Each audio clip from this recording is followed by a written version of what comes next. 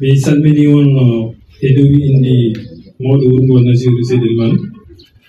kanko nunno en gayi littini kongol ngol wonata ko kongol yettudi e wadde jarnade ngal ɗo gollal ngal gollal fuɗɗi ko humpaka ɗum donc ha haari aɗo hadɗo aussi o wawi en witen ko mo salmin tengtejo o monsieur le maire Assane Seydou Sall on salmine les agents du district de Podor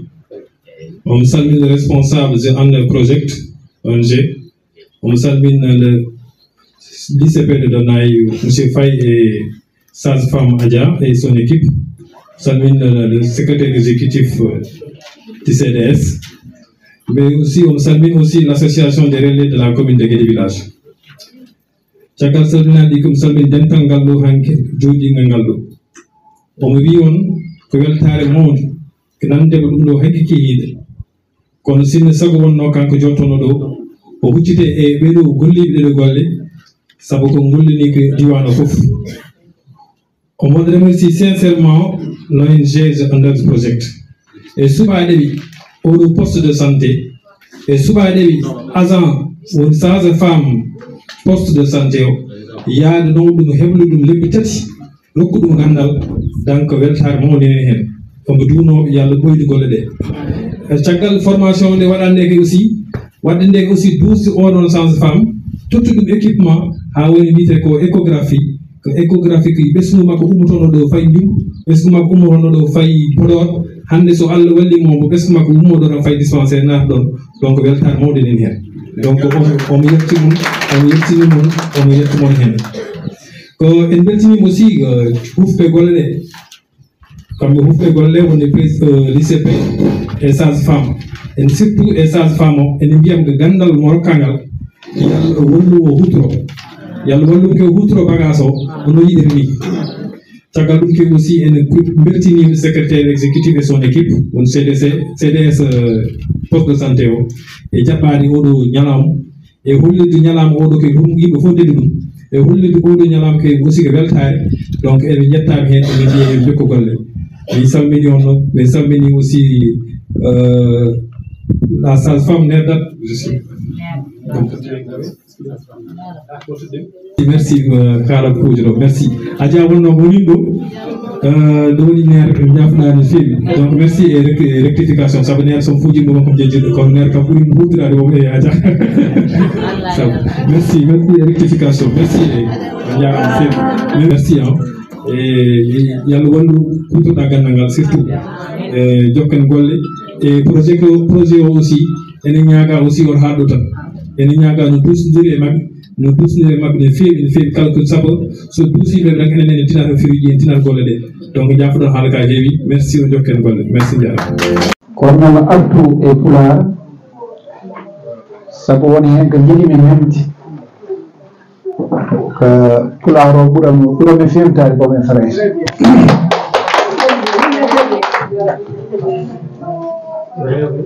Monsieur le représentant, sinon madame la représentante du médecin chef du district,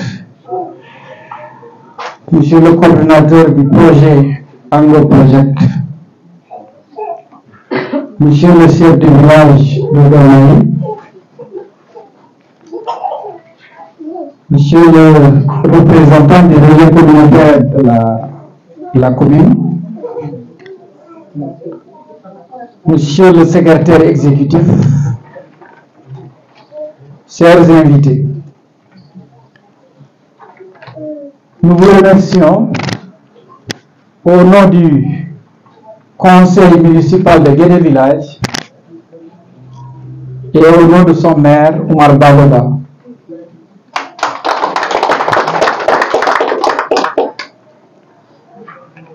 Remercier aussi spécifiquement le médecin-chef du district pour avoir bien voulu orienter l'ONG vers notre commune. Merci au district de Podor. Remercier tout le personnel de santé et le personnel communautaire le travail important qu'ils sont en train d'abattre pour améliorer la santé au niveau de la population de la commune.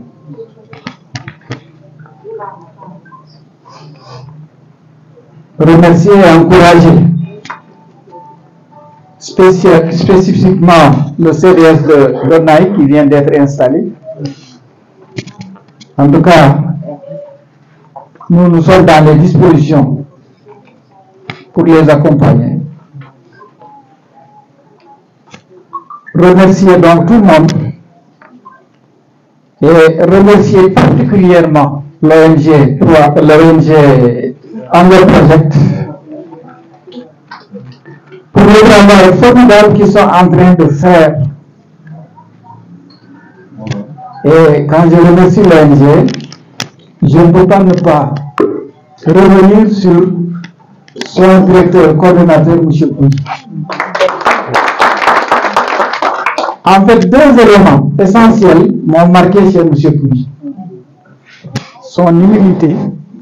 et sa compétence.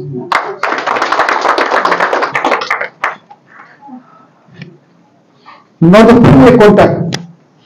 après le district, ils sont venus vers la mairie. Quand ils m'ont appelé, j'étais un peu souffrant. Je les ai invités à venir à la maison et je les ai reçus chez moi. Et depuis notre premier contact, j'ai senti que cette ONG a une orientation claire. D'abord une orientation communautaire, travailler non seulement pour la communauté, mais également avec la communauté.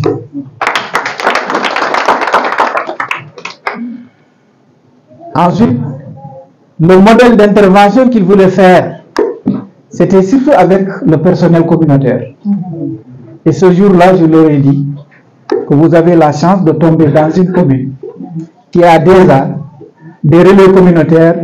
bien organisés et bien structurés. Et depuis ce jour, j'avais la conviction que notre mission, que nous allons conduire ensemble, allait connaître un succès. Et même si le projet s'arrêtait là, j'allais dire merci. Et merci encore. D'abord, vos interventions ont été centrées sur d'abord la formation, la capacitation du personnel institutionnel, les CDS, mais également du personnel communautaire, à savoir les relais, mais également le personnel technique de santé. Nous avons l'habitude de vous accueillir au niveau de la commune et nous avons l'habitude également de mettre notre salle à votre disposition et avec un grand plaisir. Et je ne vous le cache pas,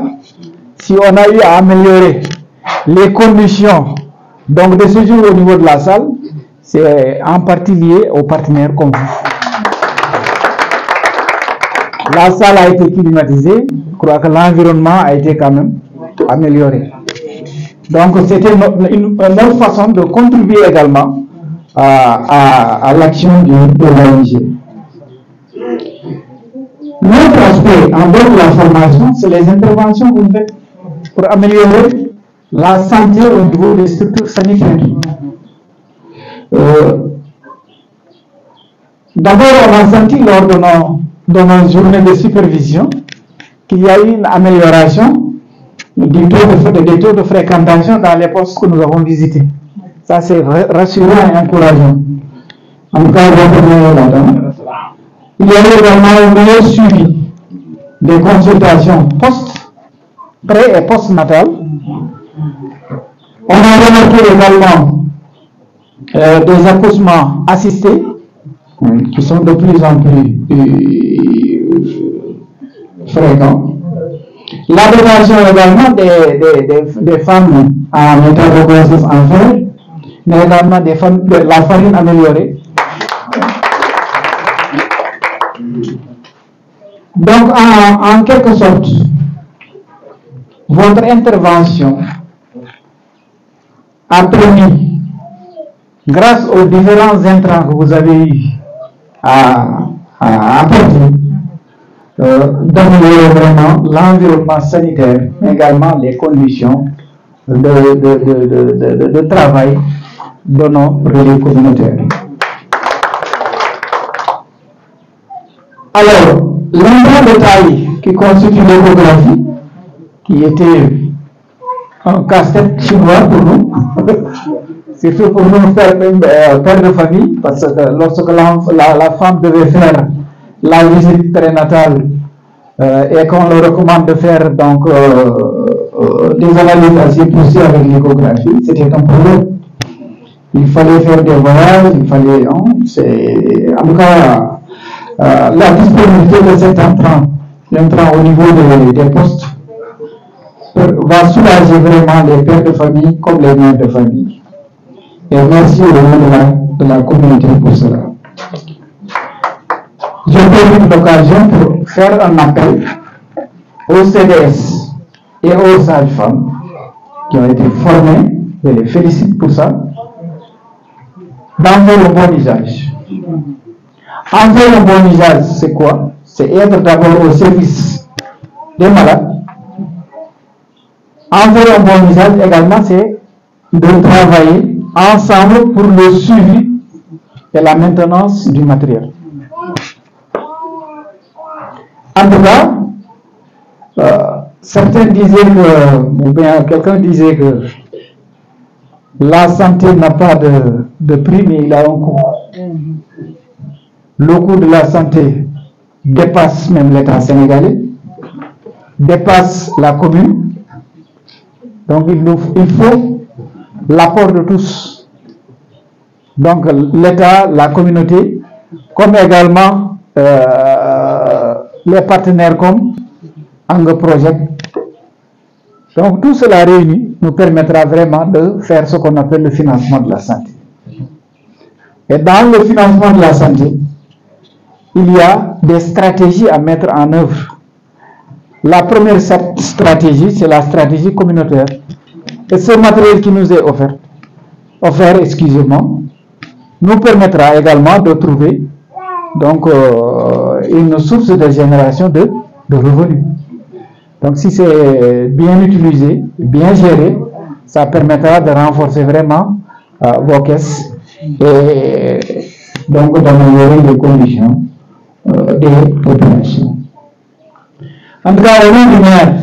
et toute la commune, la population de la commune, nous remercions le district, nous remercions également l'ONG Angle Project pour ce travail qu'il continue d'abattre pour l'amélioration de la santé et pour ce matériel qui va améliorer vraiment les conditions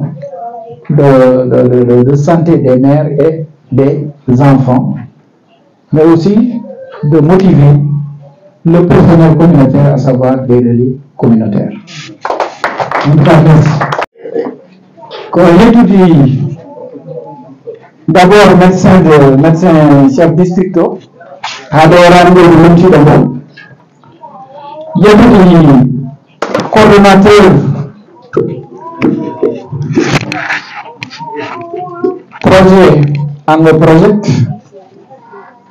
j'étudie le chef du village, président des relais communautaires de Comino, j'étudie secrétaire exécutif du CDS, j'étudie Wandira Barbelo. Hande ko dum nyalaw baw e dar commune Guédé sabu matériel gandaɗo ɗo addumɓe ɗum ko ONG biyeɗo Angle Project ko Allah e ballal district lowdiniɓe arde ɗo e commune Guédé village eɗen jetti hen médecin chef district o kono nde ɓe garino Allah waɗata eɓe dewrani falantere e ndewri damal nde ɓe gari yewtidde e district eɓe gari eɓe jewtide commune sanga nde ɓe gari nde ɗo mo waɗano cadre cellal kono min eɓe mbarmaɓe recevoir galle te saha men garno ɗo ko saha kadi ndeɓe cohla ko saha mo ganduɗa wiyete ko cellule développement nutritionnel ina change jaɓɓal ina serte partenariat relais communautaire uji wonko goliniranno yimɓe men hankkadi ɗum hankkadi taƴat ko ɗum mboɗo wonno e am no feewi wonno amen liggodirano e partenariat no feewi Idrissa mbaɗa yettama hen au passage par ce que partenariat min gandidiri amin gonde sehilaɓe joni komin denɗiraɓe donc nde oɗon saaha hawriji ɗo jeehi ala ko ari relais communautaire uji kadi itti engagement ligganade renndo ngo ko ɗum wonno mboɗo ɗum waɗi mbeɗe gande e discours maɓɓe ɓe mbi ɓe jiɗi ko liggodirde e communauté o jiɗi liggodirde ke relais communautaire o eɓe gandani ɗo e am kono mbiɓe ko alhamdulillahi rabbil alamin par ce que mbeɗa andi holo rôle mo relais communautaire uji joueur e nder cellal soɓe ngalama hen hande wiine ko en dañi ɗo 100% walla 50% walla 20% e mbawa ɗum dañde saabu nertani e hoore mum wawa yaade e guure ɗe foof wawa yaade e wonde foof ko mbawa dañ wallitiɓe no mbawa yettade yimɓe ɓe suivi o wawa waɗede ɗum waɗi onon jetto hen mbeɗa yettiri moon kadi ndimagu moon saabu ina wawno wiyede partenariat wonko dañanɗon hen on dañanno hen sabude partenariat yeehi tan onon mbawno wiide goppi kono mbiɗon ko hande ɓurɗon hen jaggude ayno jagguɗon hen Allah noorimon hen hande wonko gandanaɗo ɗum hayso anndo projet yeehi onon mbawi ɗum naftorade mi haalani noon formation ngaji e goɗɗum ɗum ko yettude e ilde conseil municipal o fof e gardugol monsieur le maire Oumar Balba ONG o e yettudeɓe kadi e matériel men gaddi oɗo ko wiide noon kadi poste de santé ji ɗi guiya e Demay ko onon ngoni afa e oɗo matériel haade ko onon ngoni afa noon wonta ayade galle ɗum jiiɗi noon jagge matériel o e kanɗe mballodiri e personnel technique o mballodiri e makko banggal suivi o banggal maintenance o banggal gestion en général son jaggodiri hen on mballodiri hen inchallah mi sikka ma waɗa résultat par ce que population ne sohli ɗum haade koko sohla noon koko watte utilisé enen mbaɗa hen noon kadi remercier et félicité banam debbo Adja en tout cas compétence makko kam humpani hay goto jonde wonde ɗo ha nde woni to min mbaddi ɗo tourné ɗeɗo balɗe kono ha hande ɗo wonno woni sinno o ɓurti ɗon sah guila en jalni ko makko hay compétence mo eyyi ko wiidiren e indi population ɓe de village foof min beltinima ONG o amin mbiyaɓe Allah jarama eɓe jarama mi sikku hakkude men koko kontinte yo Allah ndewnu kadi no waɗira e kadi yiyande moon jiyanɗon nde kadi biddi programme biddi o ɗum wiyete ko gonɗon e wadde fiyete ko équité territoriale par rapport e couverture sanitaire ko ɗum goɗi amen no fewi par ce que kalɗa neɗɗo woni ene jogui droit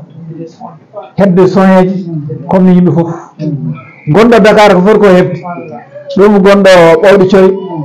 gonɗo bisnaɗe e gonɗo wona nammari ko ga e waalo ngo korkaji en Mboywal nin jogui dispensaire anani gonɗo korkaji e gonɗo banque goɗɗo anani wurci amen e goɗɗum on droit jogui on haqqe jogui heddat noon ko dowle dokka walla mbasa rokkude kono ɗum kadi ina jeeya e fandare amen e wallodirde partenaire uji e galɗo men jogui ko e belma yimɓe foof keeɓa haqqille mumen e nder banggal ko wiite ko soin Allah jarama noon jarama merci beaucoup en tout cas namno holno jiɗirɗon waɗire wonen ngaran no hembaɗa tenci jaha mi ƴetto comme par exemple an neɗɗo so ari en yiiɗi wallude yimɓe wiyata ko holton jiɗɗon wallirede so mbi rewɓe e sukaɓe hannde ɓuuri tampude e nder santé soɓe ngari ɓe mbi min mbaɗana moon renforcement des capacités eko fati e santé mère min mbaɗa moon renforcement eko fati e nutrition ɗum noon on balli rewɓe te kala balluɗo debbo walli leñol fof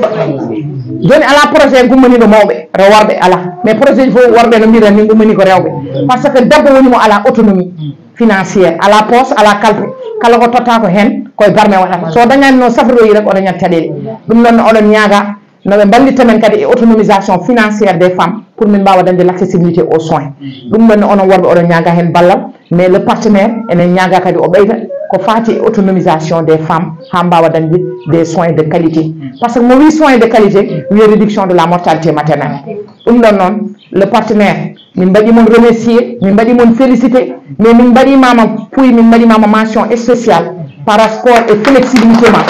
par rapport e darde ma par rapport e gandal ma ngal kokkirta par rapport aussi e hoybikinade ma woni humilité ma yow da nga wàcce sa bopp ba buñ la gisee ak relais duñu xam ne kii mooy responsable kii moom mooy le président de l'ONG loolu nag du nit ku ne la ko yàlla may yàlla lu mu la may ni rare personne lañ ko may fu ñuy nommé président de la république wala ñu nommé le CD kii président ASC sax da nga yaakaar man léegi grade bu mag laa am fekk ne yow nit rek nga yow lu la yàlla may ñu ngi la koy ñaanal yàlla yàlla nag continuer si yow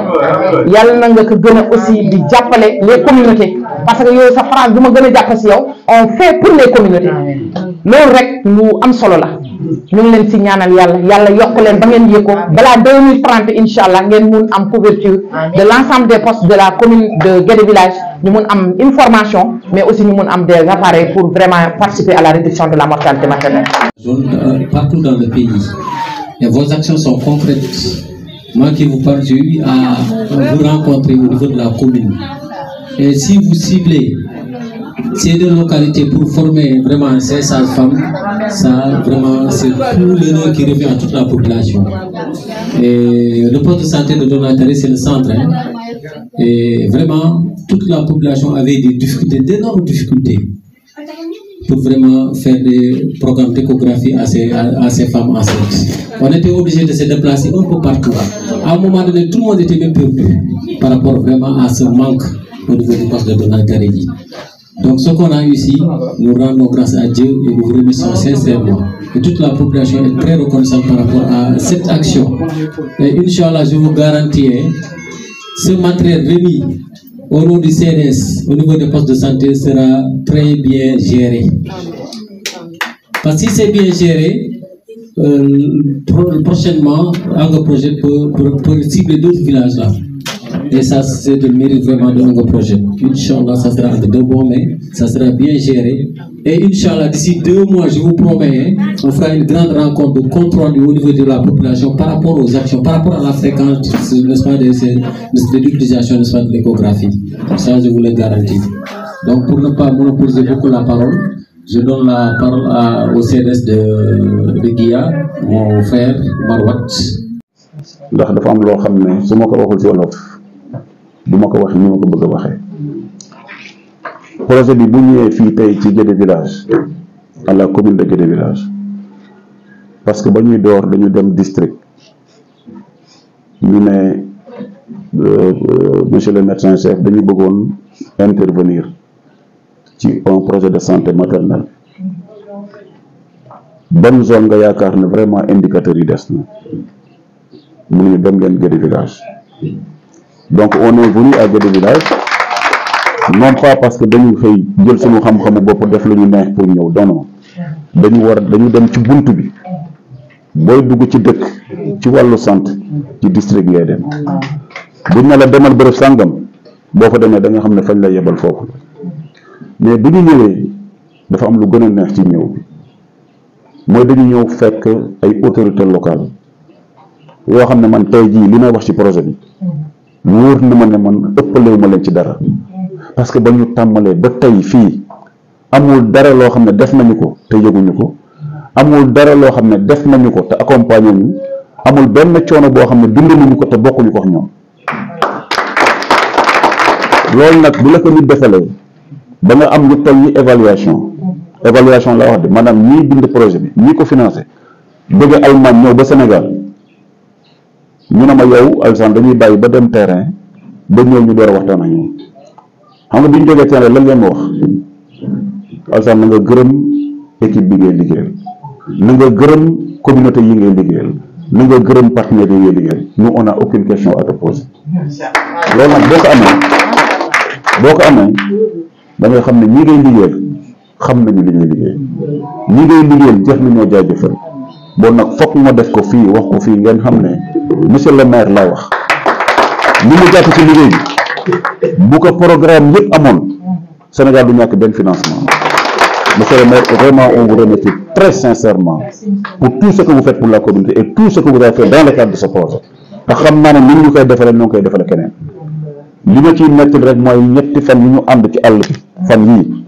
ñu wër les postes de santé nga déglu relais yi déglu infirmiers yi déglu sage-femme yi déglu relais ba ñu demee daje sa toog si bureau da nga ne gën naa xam te danaa gën a jubbanti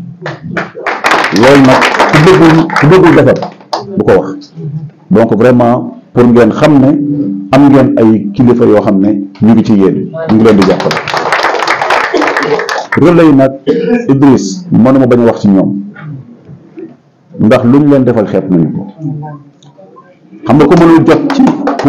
mënul dem kër gu ne da ngay jaar si koo xam ne mu ngi dem ci kër gu ne looloo tax ñu jaar si yéen keneen ku nekkoon seen place ci place am la ñuy jaar moo tax nag duñu tayal ci yéen duñu doyal ci di leen jàppale parce que am na ku ko wax léegi soxna si wax na ko ba xolam toog parce que li mu wax moo am man damay jël engagement au niveau de Hunger Project pour jàppale les relais parce que dama toog déglu leen xool leen seetaan leen gis leen ma xam ne lu leen nit defal mérite ngeen ko bon na ngeen gën a góorgóorlu district daf ma woo un jour muy le médecin chef na ma puy dama bëgg nga jàppale les relais de Guédé village et Guédé Santhie parce que association lañu donc loolu leen bëgg nga jàppale am na foo xam ne boo ko fa jaarale di gën a yomb bon tey jii li ñu leen andil comme ni ko Wade waxee buñ leen andilee dara na ngeen ko téye buñ leen andilee dara na ngeen ko sàmm parce que lii gën a mën a décourager partenaire mooy mu yëkkati alal jox la ko te am na feneen fu mu xejoon mu jox la ko nga xeeb ko wala nga yàqu ko boo liggéey doo gis keneen te bu ko defee bul mere kenn xamal na yaa ko def Adja on vous remerciera jamais assez ndax nag da ngay jubbanti ñun sax suñu wàllu suivi dañuy jékki-jékki am lu ñu demee nga wooñ ñu toog ñu discuter nga orienté ñu nangul la te loolu tamit dinaa ko wax par rapport à monsieur le maire am na lu bare lu ñu def ci commune bi dañu yaakaar ne ñun la te dañuy waxtaan bu ñu waxtaanee bu pare ñu jubbanti ko ñëw nañu fi ne tricycle bii de fii la jëm moto bi fii la jëm mais loolu bañ koy wax fële laa toog mais bi ñu waxtaanee tayru na ma commune bi waxtaan nañu monsieur le maire nee na discret ma nekk li ñu wax loolu la ñuy def léegi ku xamul da nga yaakaar ne ñun ñoo jël décision bi waaye nit boo koy jàppale da nga koy déglu boo koy jàppale da ngay waxtaan ak moom bu la xelalee nga def formation bi am nii ñu ngi formé GIA ak donateur yi ngeen yaakaar ne ñun ñoo tànn GIA wala tànn donateur yi parce que communauté bi la ñu bëgg a former communauté bi la ñu bëgg ñu jàppale leen bon dañuy woo district naka dañuy bëgg a jàppale askan bi ndax sonn nañu bu ñu bëggee faju bu ñu bëggee def échographie dañuy def distance bu am na ñoo xam sax dañuy far bàyyi mais bon ci li ma jàpp loolu boo ko def war nga ko def koo xam ne mu ngi fii la toog parce que boo formé nit tey suba mu dem yaa tooñ askan bi tooñ lañu da ngay formé koo xam ne mu ngi fii mais da ngay formé koo xam ne fa mu ne nit ñi pour ñu ñëw fa dana yomb su ma jëloon formation bi ma yóbbu ko mbiddi wala poste bi ma yóbbu ko mbiddi muy benn bu ko regee man lor naa waa Guédé village yëpp lor nañu waa Guédé village yëpp te pourtant bi ñu waxtaanee ak Adja ba mu wax ñu mbiddi ni mu mel dama ne ko Adja formation échographie bi mbiddi lañ koy yóbbu Adja ngi toog bu si dara dëngee rek wax ma man la lii mbiddi lañ koy yóbbu yàlla dimbali ñu dawal ñaari weer projet boobu mu am li xalaat ba mu waxtaan na Adja ba mu wax ma mbiddi ni mu mettee ñu waxtaan seex benn partenaire mu ne ma nangul naa leen ko dinaa leen financer lii ñu am fii yëpp lii ngeen gis ni yëpp dinaa ko financer pour mbiddi danaa former sage-femme bi danaa former relais yi danaa defaraat poste de santé waaye léegi bu fekkee ne man borom nit laa di borom xel dama ne non non bàyyi ko mbiddi am na ku fa ne loolu laa koy wax dama ne bàyyi ko parce que y a un projet non à l'interne ñu waxtaan ñu décider pousse mbiddi ba 2026 dans 2 mois mbiddi va aller en formation dans 2 mois mbiddi aura son matériel éducatif et monsieur le maire je pense que ça c'est la commune qui gagne et je précise jàppale wu ñu nit communauté bi la ñuy jàppale communauté bi la ñuy jàppale ku mën a jot ci communauté da ngay jaar ci ku jot ci moom bon mbir mi nii la demee bon ngeen jàpp ne am nañu tey ñaari machine formé nañu tey ñaari sage-femme incha allah dans 2 mois danañu formé waat beneen sage-femme danañu amaat beneen machine lépp ñëw ci communauté comme nañ ko xalaate woon dans ce cas là mbir bi la muy sore on a pris en compte le besoin de mbir yemale nañu équité am na fa parce que fexe nga ba ñi am fexe nga ba ñi nga xam ne seen ñoom dafa jege ñoom tamit ñu am sur place et mieux danañu mën a polariser ña nekk seen ginnaaw ñëpp pour ñu mën a am formation ba pare mën a am matériel bu mel nii ci gàttal il fallait que ma ñëw aussi parce que dafa am wax bu ñu yëkkati woon mais mbir da nga koy wax fa nga ko war a waxee boo ko waxee fa nga ko war a waxee rek dana leer te sikki sàkka du si am ñu ngi ciy jéggalu nag mais loo xam ne boo ko bàyyee mu am ku mu taxal boo ko jubbantewul yow moomu yaa taxal kooku mais ki ko wax taxalu ko loolu il fallait que ma wax ko ngeen baal ma di leen gërëm messieurs les chefs de village notables personnes ressources monsieur le médecin chef de district ou son représentant mesdames messieurs les membres du comité de développement sanitaire chers infirmiers sages-femmes chers partenaires chers relais et populations de Guédé village en particulier de Tanaï Taredji. Mesdames, Messieurs, chers invités, c'est avec un immense plaisir et un profond sentiment d'engagement que The Hunger Project Sénégal se joint à vous aujourd'hui, ici à Guédé Village, pour une nouvelle étape de notre partenariat au service du bien-être des populations et des communautés. Notre présence marque un acte concret de solidarité et d'espoir. La remise officielle du matériel échographique au poste de santé de Guia et de Donaï Taredji, 2 structures dans la promotion de la santé maternelle et infantile du district sanitaire de Podor. Ces équipements modernes permettront d'améliorer la prise en charge des femmes enceintes, d'assurer un suivi prénatal plus sûr et de réduire les risques liés aux complications obstétricales. Nous sommes d'autant plus fiers que les 2 sages-femmes responsables ont été formées à Saint-Louis. Une formation intégralement financée par The Hunger Project afin qu'elles puissent utiliser ces outils avec compétence et efficacité.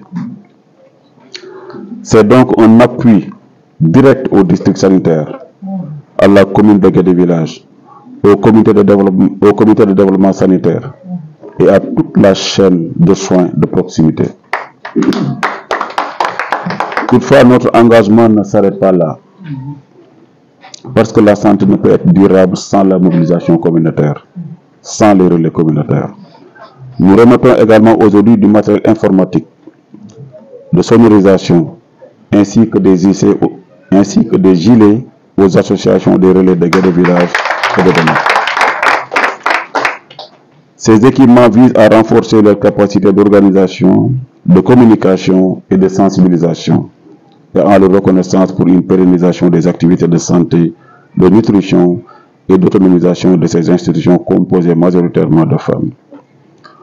Nous croyons fermement que ce sont ces femmes et ces associations locales qui chaque jour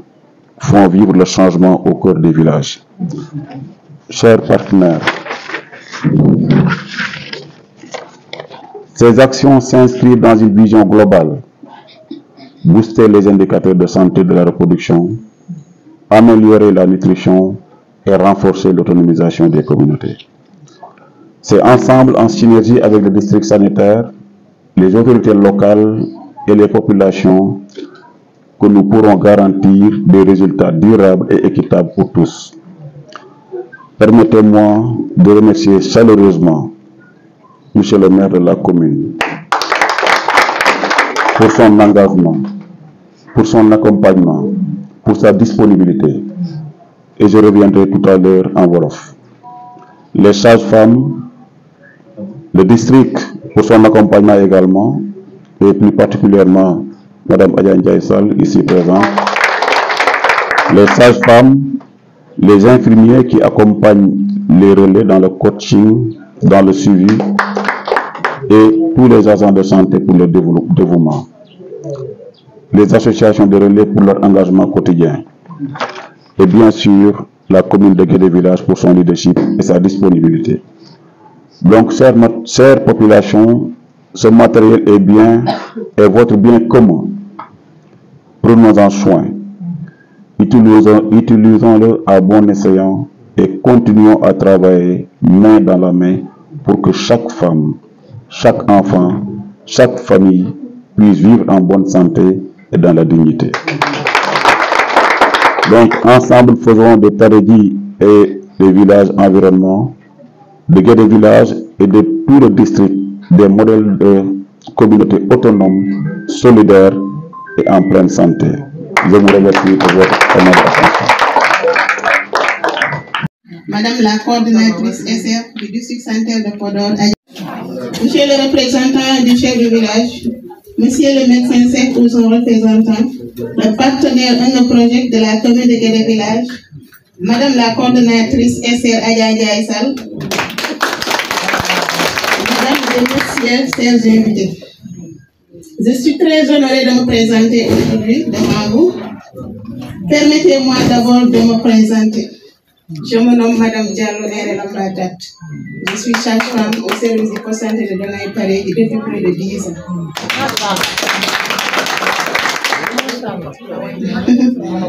Je remercie le partenaire Ango Project qui nous a permis, ma collègue et moi, de nous capaciter à utiliser ce joyau que nous accueillons aujourd'hui. C'est avec fierté et honneur qu'on accueille ce joyau aujourd'hui.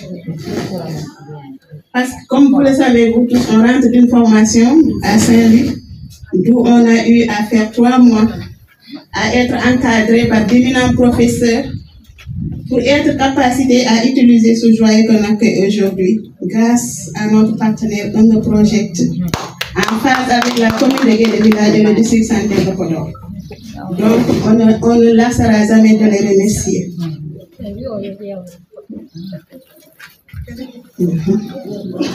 hande kadi dañƴanɗo e postantimo Donnayɓe en calmini dental ngal fof mbasen junnade en calmini représentant maire représentant district sanitaire de Podor les ICP et relais ji gonɗi ɗi fof mbeɗa haala inde relais ji commune Guédé village e Guédé Santhie ko yettude Ango projet e weltanade ɓe machallah koɓe gari koɗo e men ɓooyani kono vraiment ɓe goni koye ɓeydude darde relais ji koɓe gari koko ɓeydi woodi ko ustade ala vraiment min beltanimoɓe no min go wiide ni oɗo matériel moɓe gaddi wonko ɓe mbaɗi tan ko hesɗi pulpul ko suwa hay dañde lewru kala relais gonɗo e nder commune go Guédé village e Guédé Santhie ɓe ƴetti hen 25 relais fof dañen beyi 3 ɓoti ɗiɗi en gandi ɗum vraiment ko weltare mawde relais ji no Idriss wini en mbawaɓe yobde en duwantoɓe kala koɓe mbaɗna eɓe kandi eko ɓuuri ɗum vraiment Ango projet min jetti Allah min jettimo min jii ko mbaɗɗon ko darani ɗon ko relais ji vraiment min ñagomon yo Allah junnu projet o ɓeyde mbawko ka min beltima kadi e matériel gal ɗo saabu ko ballal vraiment ma wallu relais ji ɗi guila e animation ha e pewnugol kayitaji on jii gilet ji on jii foof kadi e oɗo baɗaɗo e Donnayɓe ko commune Guédé village fof waɗana e Guédé Santhie saabu enen fof koddi enen jiidi ko enen ndendi mi salminimon mi weltinimon mi haali inde relais ji fof mi yetti noon jiɗo relais ji sehil amen Idriss duysol amen so min cuusi min goni amin mbawi darade jeesa min ka jettoru keeriɗo Idriss amin jettuma amin donoma amin beltanima amin caggal ango projet roleji kalifu mon Allah golle ɗe jokke golle ɓeydon darde ɓeydon tinnare ko mbaɗaton ko mbaɗirton saabi Allah jarama on jarama vraiment seyde so wiide noddude saɗani ko nootede saɗi noddude noode ɗum saɗi alors emin mbaɗa remercier dendagal arɓe ɗo ɓe foof sen mbi association des relais de Guédé village Guédé chantier naati Demet naati commune aji keddiɗi ɗi fof naati dendagal commune aji gonɗi e nder district sanitaire mo Podor fof naati représentant chef de village haalama feewi yooɗi machallah parce que am na ci benn kàddu bu ma gën a marqué nee na lii ñu leen andil bu ñu seen les femmes enceintes de Daréji bu ñu leen mësaan a jox pour ñu dem defi échographie dañ daan dem Podor wala ñu dem ci yeneen dëkk yi mais léegi dañuy ñëw ci seen poste de santé je pense que loolu c'est un succès loolu rek doyoon na pour ñu tënk waxtaan bi di ñibbi te ñoo ñibbi sax alors hanter mo Podor certes et c'est bi district ICP narat sage-femme o narat mais aussi mawɓe sage-femme aussi narat en tout cas Adja on tient vraiment à remercier le district pour son accompagnement et surtout an guila nde ndemin ngari ɗo ha joni ko nanguɗa e projet o min mbawi wiide ɗum ɗo en partie ko an saabi ha yetti ɗo donc vraiment kalani. Alors, Monsieur Faye, merci pour l'hospitalité. Il y a nous accueillir. On vous remercie. On remercie aussi par la même occasion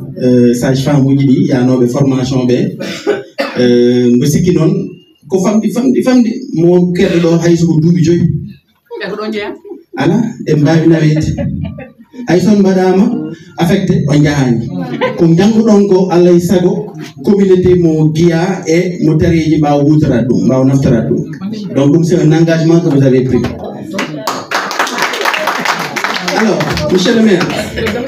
mi dan wadde me remercier encore après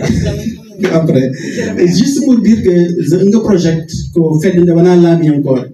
au sosa ko gila 1977 mais on menait les kewde plus précisément dans 21 villages 21 pays bien nommés village nawri 21 pays di ene Afrique ina wodi ko wéré ko des pays partenaires ko ben ballata min hande hamin bawa hebde financement ji ɗi ganduɗa vraiment ko wayni ina wawa sodede ɗin ɗon pays aussi emin jogui ko wéré ko des pays programme no tawirta THP Sénégal sa yihi Bénin ma tawɗon aussi un project c'est ɗum tan koto waɗa Sénégal ɗo tan ko toon watte Burkina walla ko toon watte Éthiopie walla Ghana walla Malawi walla Mozambique mais aussi nana Asie du Sud ko wayno Inde et Bangladesh mais aussi nana ko wayno fuɗɗi nadde e Sénégal ko depuis 1987 ɗum woni première action mo ganduɗa THP waɗi ɗum te ɗum ne ina ummiri koye prix leadership mo ganduɗa prix leadership Afrique mo ganduɗa ummiri koye président Abdou Diouf lancement muɗum ko 1992 PAL et premier épicentre mo ganduɗa THP waɗi ɗum ɗo e nder Sénégal ko 1992 au niveau de PAL 10e épicentre momin mbaɗi o woni ko commune mo Dodel au niveau de la commune de Dodel épicentre o woni ko caggal radio Bamtare Dodel. Donc pour wiide hande sen ƴeewi un project ina dilla e fannuji kewɗi ko adi fof emin dilla eko faare sécurité alimentaire emin dilla eko faare nutrition emin dilla eko faare autonomisation de la femme parce que eɗen gandi rewɓe kala koɓe ngala en mbawa yaade ko onon goni fofof onon goni fuɗɗorde onon goni wortorde ɗum tagi autonomisation de la femme alay sago hande mais aussi domaine aji goɗɗi no woodi ko wayno suivi évaluation e goɗɗi ɗi ganduɗa vraiment THP ina liggo hen donc pour wasde jurnade tan no feewi ina moƴƴuno paamen tan hande THP hande e nder commune mo Guédé village emin jogui ɗo ko wiyete ko 2 projet goto mo ganduɗa ko Prismi e projet goɗɗo mo ganduɗa ko Almon 3 en gueɗe fof noon koye projet Almon o noon ko ɗum walli min hamin mbawa sodde matériel de sonorisation pour wawde wallude relais ji ɗi parce que il faut que ngandi ene faut de ngandi reliji di e jobaka eden gandi sahaji ebe jaha e der galleji di ebe pesa ebe mbaɗa dépisi sukaɓe taw hay murɓe keɓani sa yiɓe noon eɓe ñanti eɓe jiɗi koye maɓɓe rande kono haydara ngal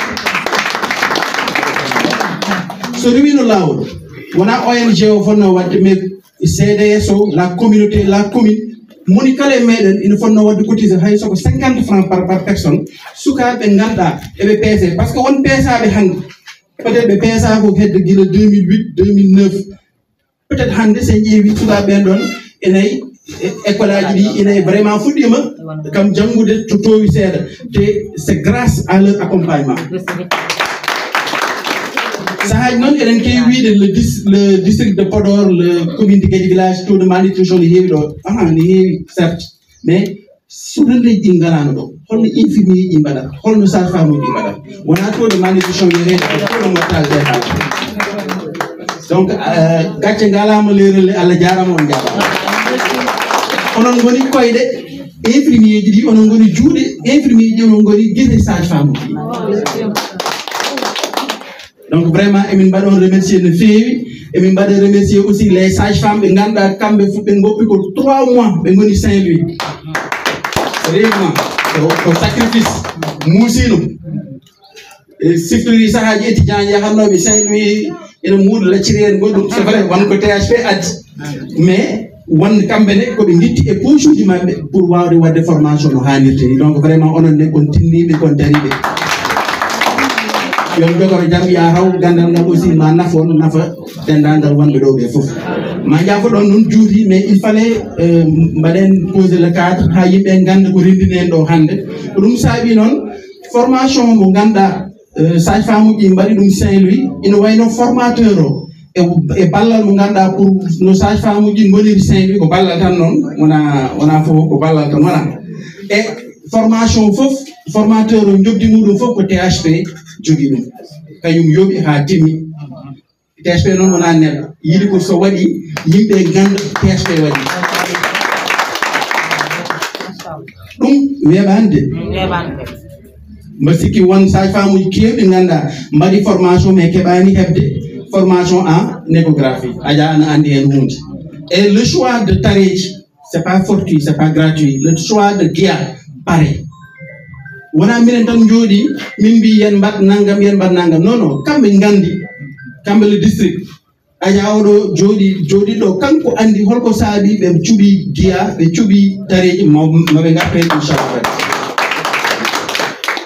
mais inchallah rabbi on a aussi d'autres projets en cours comme le projet de Mbiddi parce que on soit fuɗɗade en 2026 fuɗɗoro mboɗi mbaɗa empiété e discours mo directeur national o mais c'est important ganden THP haɗan tan ɗo mais ma forme aussi d'autres sages-femmes de Mbiddi inchallah rabbi on aussi va rester là au minimum 10 ans donc sans plus tarder là du matériel échographique donc sans plus tarder non il est obligé sans plus tarder nous allons remettre la parole à